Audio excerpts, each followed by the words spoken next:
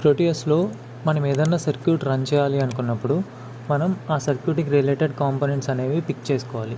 So components mode click చేసిన తర్వాత parts అనే ఆప్షన్ మీద క్లిక్ చేయగానే నో లైబ్రరీస్ ఫౌండ్ అని చూపిస్తుంది. సో ఈ ప్రాబ్లమ్కి సొల్యూషన్ చాలా సింపుల్గా ఉంటుంది. ఒకసారి చూడండి. ప్రోటీయస్ ఐకాన్ మీద రైట్ క్లిక్ ఇవ్వండి. రైట్ క్లిక్ ఇచ్చిన తర్వాత మీకు ప్రాపర్టీస్ అనే ఆప్షన్ కనిపిస్తుంది. దాని మీద క్లిక్ చేయండి. అక్కడ కంపాటిబిలిటీ అని ఇంకొక ఆప్షన్ ఉంటుంది చూడండి. కంపాటిబిలిటీ క్లిక్ చేస్తే run this program as administrator అని ఒక బాక్స్ ఉంటుంది. దాన్ని టిక్ చేయండి. టిక్ చేసిన తర్వాత అప్లై చేయండి. అప్లై చేసి ఓకే చేసేసేయండి.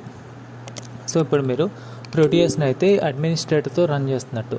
ఇప్పుడు ప్రోటీయస్ ఓపెన్ చేయండి. ఓపెన్ చేసిన తర్వాత సేమ్ కాంపోనెంట్స్ మోడ్లోకి వెళ్ళి పార్ట్స్ అనేది క్లిక్ చేస్తే మీకు నో లైబ్రరీస్ ఫౌండ్ అనే ప్రాబ్లం అయితే రాదు. మీరు ఏ కాంపోనెంట్ అయినా తీసుకొని సర్క్యూట్ రన్ చేసుకోవచ్చు.